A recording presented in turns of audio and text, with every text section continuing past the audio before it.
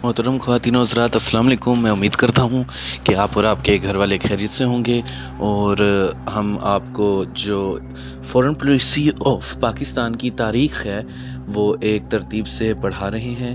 हम उम्मीद करते हैं कि आपको हमारी ये मेहनत पसंद आती होगी और चैनल पर बार बार आने के लिए और वीडियोस देखने के लिए आप सभी लोगों का बहुत बहुत शुक्रिया। ये हमारी दुनिया है जिसको हम मुख्तलिफ़ हिस्सों में तकसीम करते हैं ताकि उसको अच्छे तरीके से पढ़ सकें। जनूबी एशिया में पाकिस्तान वाक़या है और उसी की खारजा पॉलिसी की तारीख़ हम आपको पढ़ा रहे हैं।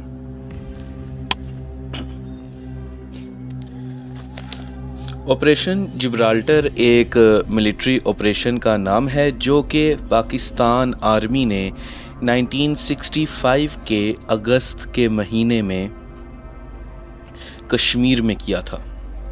रन ऑफ कच्छ की इंडिया पाकिस्तान जंग के बाद यानी ऑपरेशन डेजर्ट हॉक के बाद अब पाकिस्तान कश्मीर में एक महदूद पैमाने पर जंग करके कश्मीर आज़ाद करवाना चाहता था। मकसद ये था कि LOC को अबूर करके इंडियन कब्ज़े वाले कश्मीर में, मकबूजा कश्मीर में, ऑक्युपाइड कश्मीर में जाकर लोगों को आज़ादी दिलवाई जाए।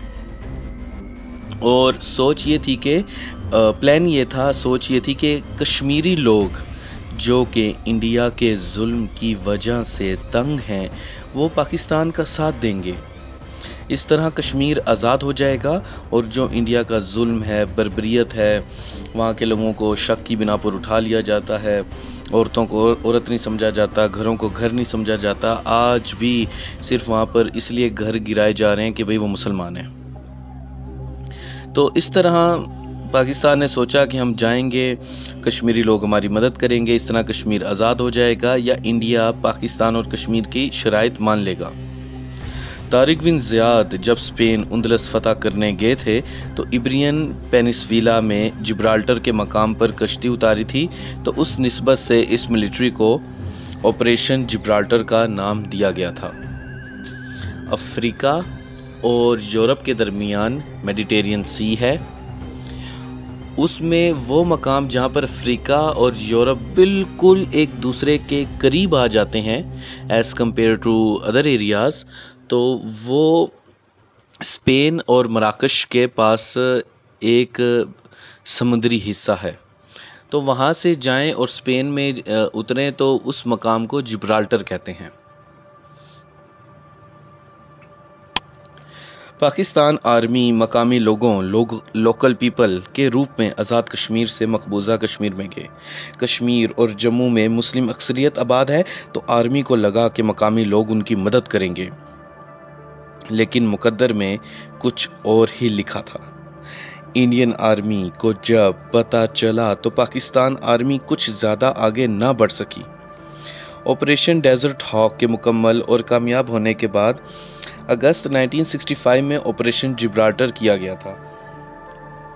ख़राब आमदोरफ्त यानी पुअर इंफ्रास्ट्रक्चर की वजह से सप्लाई चेन दुरुस्त ना रही, यानी कि आर्मी को जो सामान पहुंचाना होता है, हथियार पहुंचाने होते हैं, खुराक पहुंचानी होती है, गोलियां चलती हैं तो फिर दोबारा भी चाहिए होती हैं, तो पूरी एक सप्लाई चेन होती है जिसकी वजह से हम ऑपरेशन डेजर्ट हॉक जीते थे, क्योंकि हमारी सप्लाई चेन और प्लानिंग अच्छी थी और इंडिया की अच्छी नहीं थी। तो सप्लाई चेन दुरुस्त ना रही और वो कामयाबी ना मिल सकी जिसकी तवक्को थी, एक्सपेक्टेशन थी। अगस्त 1965 के महीने में ही इंडिया ने सीज़ फायर लाइन को क्रॉस किया और आज़ाद कश्मीर के हाजी पीर पास के इलाके पर हमला किया।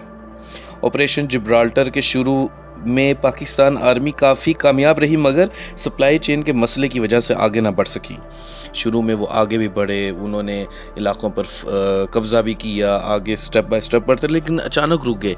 अचानक सप्लाई चेन कहाँ चली गई पता ही नहीं चला। तो शुरू में पाकिस्तान आर्मी काफ़ी कामयाब रही, मगर सप्लाई चेन के मसले की वजह से आगे ना बढ़ सकी। इसके बाद 1 सितंबर को पाकिस्तान ने ऑपरेशन ग्रैंड स्लैम शुरू किया और मकासद हासिल करने चाहे, और जिसकी वजह से इंडिया पाकिस्तान के दरमियान 1965 की जंग शुरू हो गई। 1947 से 48 में आज़ाद कश्मीर को आज़ाद करवा लिया गया था, लेकिन फिर भी 2/3 हिस्सा इंडिया के कब्ज़े में था और वहाँ पर उसके मज़ालिम जारी थे। तो हुआ ये कि इसके बाद 1965 में दोनों मुल्कों के दरमियान इंटरनेशनल बॉर्डर्स पर जंग शुरू हो गई। अगर हम बैकग्राउंड की बात करें तो 1947 और 48 की जंग से आज़ाद कश्मीर तो आज़ाद हुआ, मगर अभी भी 2/3 यानी कि 3 में से दूसरा हिस्सा इंडिया के कब्ज़े में था। मतलब 75% अभी भी इंडिया के पास था। पाकिस्तान को 1954 के अमेरिका के साथ मुआहदे की वजह से, जिनमें म्यूचुअल डिफेंस एग्रीमेंट थे, यानी 1950s में जो पाकिस्तान अमेरिका के मुआहदे हुए कैपिटल ब्लॉक को ज्वाइन करने की वजह से, तो एक एग्रीमेंट ऑफ कोऑपरेशन था और एक म्यूचुअल डिफेंस एग्रीमेंट था। तो उन मुआहदों की वजह से 1954 में अमेरिका के साथ मुआहदे की वजह से $700 मिलियन मिले थे, जिसकी वजह से पाकिस्तान मिलिट्री जदीद हो गई थी। और 1962 की चीन भारत जंग में भारत की शिकस्त की वजह से उसका मोराल बहुत ज़्यादा कम था। इसलिए ऑपरेशन डेजर्ट हॉक की कामयाबी के बाद आर्मी को लग रहा था कि वो कश्मीर फतह कर लेगी। इसके अलावा पाकिस्तान एयरफोर्स हमेशा से ही इंडियन एयरफोर्स से 2 हाथ आगे रही है, लेकिन अफसोस की बात यह है कि ऑपरेशन जिब्राल्टर हो, ग्रैंड स्लैम हो, तो उसमें एयरफोर्स नज़र ही नहीं आती। हाँ, 65 की जंग में उसने इंडिया की जो एयरफोर्स थी उसको शिकस्त दे दी थी। तो इन तमाम वजूहात की वजह से ऑपरेशन जिब्राल्टर शुरू किया गया था। प्लानिंग की बात की जाए तो इसमें 1950 से ही काम चल रहा था और पाकिस्तान आर्मी देखती थी, मगर हालात के हिसाब से इंतज़ार किया गया। जुल्फ़कार अली भुट्टो बाकी लोगों का ये ख्याल था, आइडिया था कि 40,000 की एक इर्रेगुलर फ़ौज की मदद से ऑपरेशन किया जा सकता है, यानी तादाद इतनी भी हो सकती है और इससे कम में भी काम चलाया जा सकता है, लेकिन जो कम से कम तादाद चाहिए होगी वो 5,000 चाहिए होगी। और कश्मीर को महदूद रखा जाएगा, जंग इंटरनेशनल बॉर्डर्स पर नहीं की जाएगी। और जनरल अख्तर हुसैन मलिक के बयान के मुताबिक कश्मीर का मसला हल करने के लिए, इंडिया को कमज़ोर करने के लिए और बगैर किसी बड़ी जंग के कश्मीर फतह करने का इरादा था, जिसकी वजह से ऑपरेशन जिब्राल्टर किया गया था। और उससे पहले ऑपरेशन नुसरत शुरू किया गया था कि किस तरह वो इलाके ढूंढे जाएं जो सीज़ फायर लाइन CFL में मौजूद हों।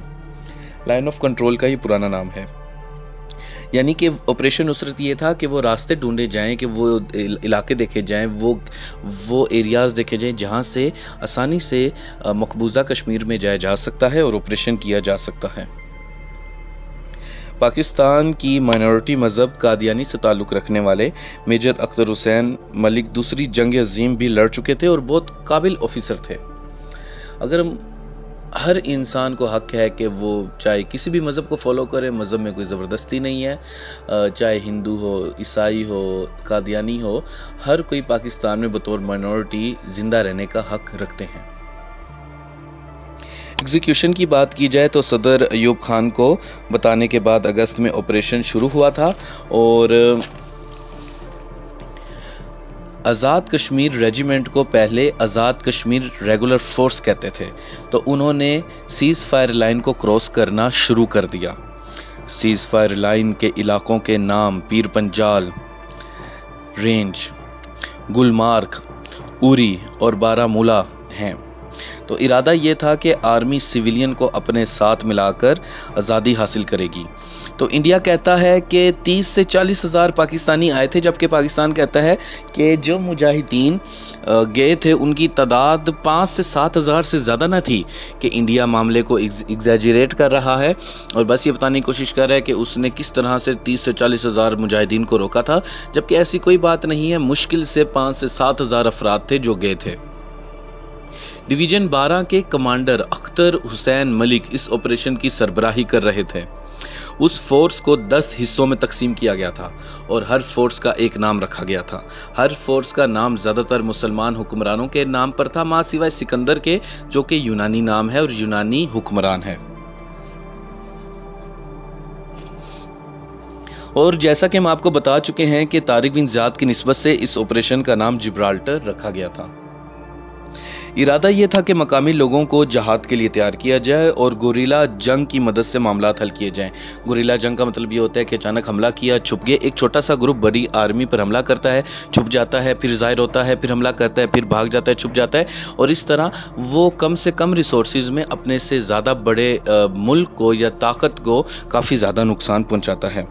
तो गुरिल्ला जंग की मदद से मामलात हल करने थे और उसके लिए इंडिया की सप्लाई चेन काट देनी थी। ऐसा सोचा गया था कि इंडिया जवाबी हमला नहीं करेगा, और अगर करेगा तो इंटरनेशनल बॉर्डर्स पर नहीं करेगा, और ये ऑपरेशन कश्मीरी झंडे तले किया जाएगा।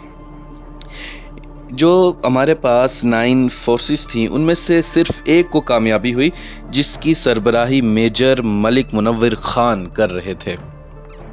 अगर हम गजनवी फ़ोर्स की बात करें तो ये एक फ़ोर्स थी जो कि कश्मीर के लिए ही बनाई गई थी, और इसका मकसद बिल्कुल वाज़िया था कि जो कश्मीरी अवाम है उनको इंडिया के जो मज़ालिम हैं, जो जुल्म है, उनसे निजात दिलाई जा सके, ताकि वो इज़्ज़त की ज़िंदगी सुरखरू होकर जी सकें। गजनवी फ़ोर्स का मकसद मकामी लोगों को अपने साथ मिलाकर कश्मीर फ़तह करवाना था। इसमें 200 आज़ाद कश्मीर रेगुलर फ़ोर्स के जवान शामिल थे। उसको पाकिस्तान की स्पेशल सर्विस ग्रुप की मदद हासिल थी। गजनवी फ़ोर्स 10 यूनिट पर मुश्तमिल थी और जुलाई में 1965 में पूंछ राजौरी एरिया में काम कर रही थी। उनको पाकिस्तान एयरफोर्स से सप्लाई मिलती थी, मगर ये फ़ोर्स नाकाम रही। फेलियर्स की बात की जाए तो इसकी नाकामी की वजह 1965 की जंग थी, जो कि इंटरनेशनल बॉर्डर पर हो गई। सप्लाई चेन के मसाइल थे, इंफ्रास्ट्रक्चर के मसाइल थे। दूसरी तरफ मकामी लोगों की सुस्ती ने बहुत मामलात ख़राब किए। आज वो जिन मुश्किलात का शिकार हैं वो ना होते अगर माजी में जहाद कर लेते। आज मकबूजा कश्मीर के लोगों को एहसास होगा कि उनकी सुस्ती की वजह से आज उनके घरों की इज़्ज़तें तक लुट जाती हैं। तो बाद में इंडियन आर्मी को जब पता चला तो उसने पाकिस्तान पर लाहौर में और पंजाब के बाकी इलाकों पर हमला कर दिया। आज मोदी सरकार जो इंडिया में मजालिम कर रही है वो तो हर जगह हर एक को मालूम है, तो हर इंसान अपना किया भुगतता है। तो उस वक्त सुस्ती दिखाई गई थी, तो आज कश्मीरी अवाम देख सकते हैं कि सुस्ती और काहली की सज़ा कैसी होती है।